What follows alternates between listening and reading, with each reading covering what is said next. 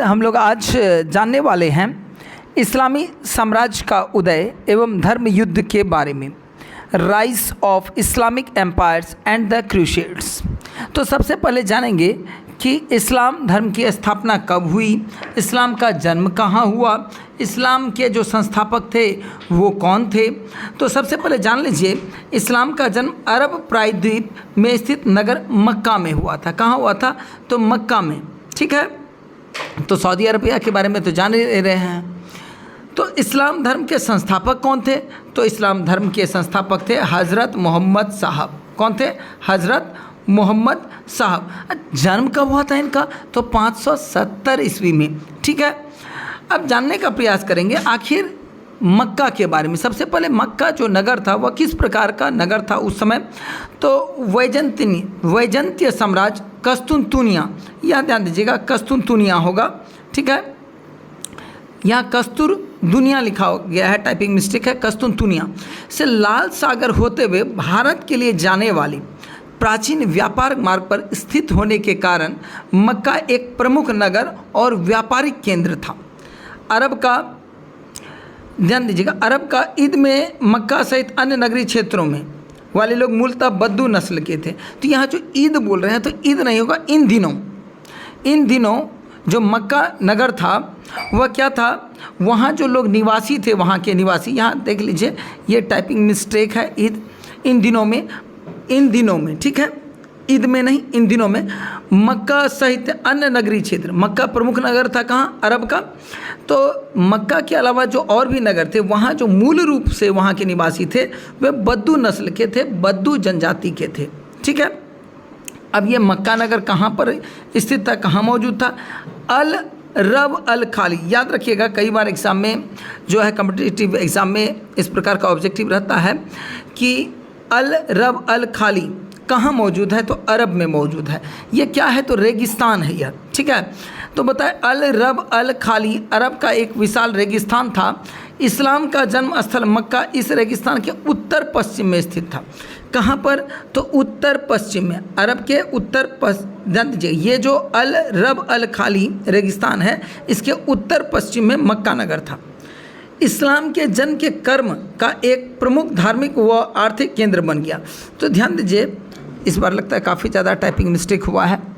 ठीक है, इस्लाम के जन्म के धर्म का एक प्रमुख धार्मिक व आर्थिक केंद्र बन गया। कौन बन गया? तो मक्का। कुछ लोग इसे बाइबल का मीशा नगर, कौन सा नगर? मिशन नगर भी मानते हैं। कौन सा नगर मानते हैं? तो यहाँ धर्म होगा और यहाँ मिशन, अगर नहीं मीशा नगर। कौन सा नगर? मीशा नगर। ठीक है, याद रहेगा। इस्लाम के जन्म के धर्म का एक प्रमुख धार्मिक व आर्थिक केंद्र बन गया। कौन? तो ये जो मक्का था यहीं पर इस्लाम का जन्म हुआ, यानी कि इस्लाम की शुरुआत यहीं से हुई है और यह धार्मिक और आर्थिक केंद्र बन गया। कुछ लोग इसे बाइबल का मीशा नगर भी कहते हैं। ठीक है, मीशा नगर के नाम से भी यह नगर जाना जाता है। मक्का वासियों का कोई प्रमुख धर्म, अब देखिए कि किससे पहले, तो जब इस्लाम की स्थापना नहीं हुई थी, इस्लाम नहीं था, उस समय जो मक्का के वासी थे, जो मक्का में निवास करते थे, मक्का में रहने वाले लोग थे, उनका कोई प्रमुख धर्म नहीं था। उनका कबीलाई मानववाद ही प्रमुख धर्म था इनका, इस्लाम से पहले। ठीक है, और इनका प्रमुख पेशा क्या था? तो व्यापार था। तो हम पहले ही बता चुके हैं कि जो मक्का नगर है या अल रब अल खाली जो रेगिस्तान है उसके आसपास का जितना नगर था वहाँ बद्दू नस्ल के लोग रहते थे। ठीक है, ये एक जनजाति था, कबीलाई समाज था। ठीक है, तो अलग अलग कबीला के लोग अलग अलग देवताओं को मानते थे। इस्लाम धर्म के उदय से पहले यहाँ के जो प्रमुख कबीले जातियाँ थी उनके अलग अलग देवी देवता होते थे, जिनकी कुल संख्या 340 बताई गई है। इस्लाम के धर्म से पूर्व की बात कर रहे हैं, तो अलग अलग जो कबीला होते थे तो उनके देवी देवता अलग अलग होते थे और कुल जो संख्या बतलाई जाती है 340 बताई गई है। इस्लाम धर्म के उदय से पहले जो अलग अलग देवी देवता होते थे। ठीक है, इस्लाम के आरंभिक इतिहासकार, अब देखिए जो इस्लाम के संबंध में जिनसे हम लोगों को जानकारी प्राप्त हुई, उस समय के जो इतिहासकार थे इब्ने हिशाम, एक इतिहासकार थे जिनका नाम था इब्ने हिशाम।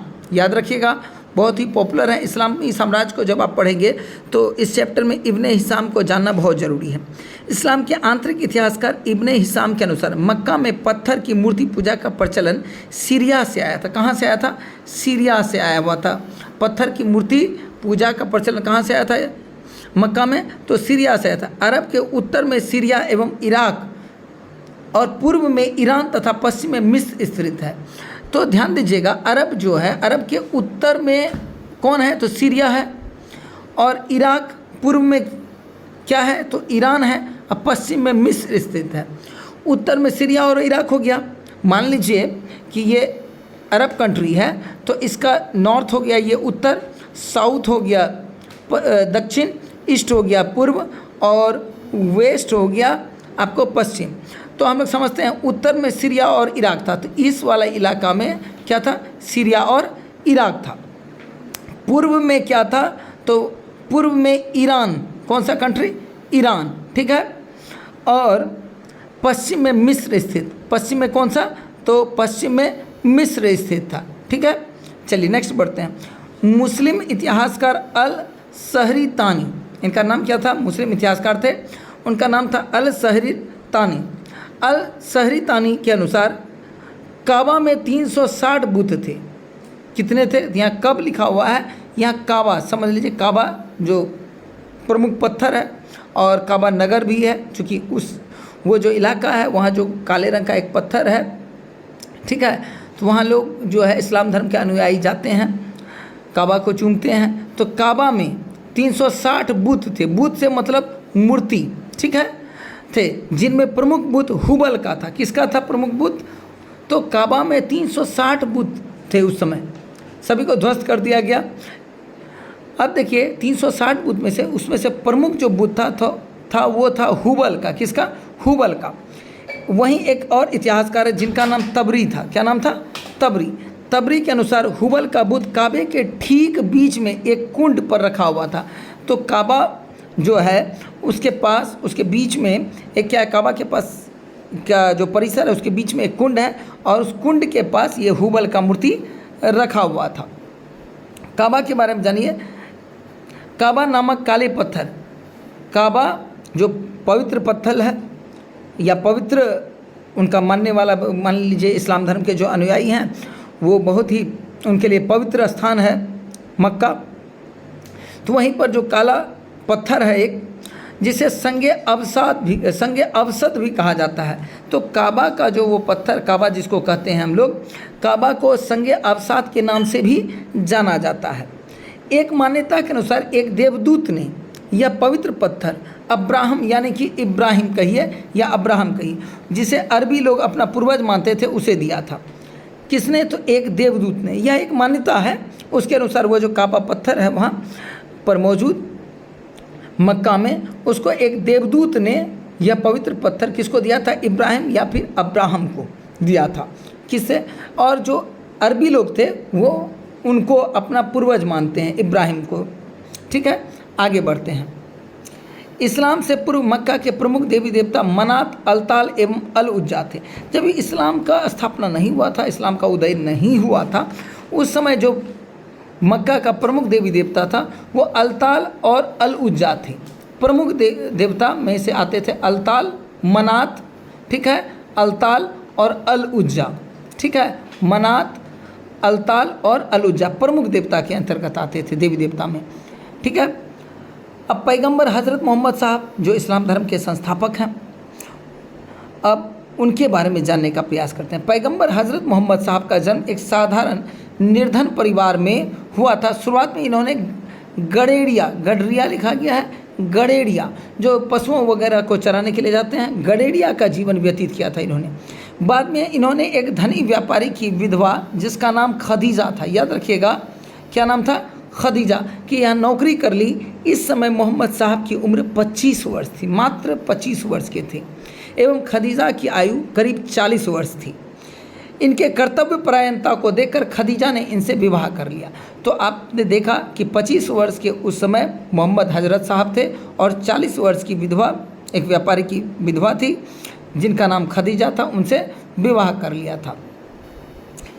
अब कई मान्यताएं हैं, उन मान्यताओं के अनुसार मोहम्मद साहब को ज्ञान की प्राप्ति हीरा नामक गुफा में जिब्राइल नामक, जब्रेल कहा जाता है वैसे, जब्रेल नामक एक फरिश्ते के द्वारा हुई थी।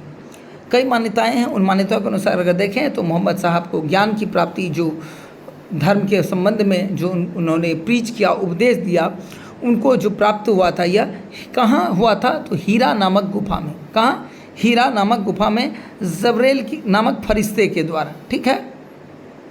हज़रत मोहम्मद साहब ने सबसे पहले अपने अंतर मन में होने वाली धार्मिक अनुभूतियों को, जो उनके मन में जो विचार आ रहा था, जो धार्मिक अनुभूतियाँ थी, जो अनुभव हो रहा था उनको, उसने उसकी चर्चा सबसे पहले अपनी पत्नी खदीजा से की थी और अपने परम मित्र अबू बकर से। किससे?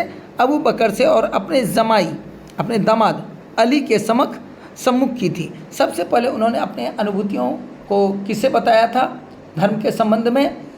तो अपनी पत्नी खदीजा को, अपने परम मित्र अबू बकर को और अपने जमाई यानी कि दामाद अली के सम्मुख रखी थी। इन्होंने मूर्ति पूजा का विरोध किया था। इन्होंने क्या किया था? तो मूर्ति पूजा का विरोध किया था तथा 612 ईस्वी में स्वयं को मोहम्मद साहब ने अल्लाह का रसूल भी कहा था। कब कहा था? तो 612 ईस्वी में अपने संबंध में मोहम्मद साहब ने खुद को अल्लाह का रसूल कहा था। ठीक है। तो चलिए अगले क्लास में इसके संबंध में और भी जानेंगे।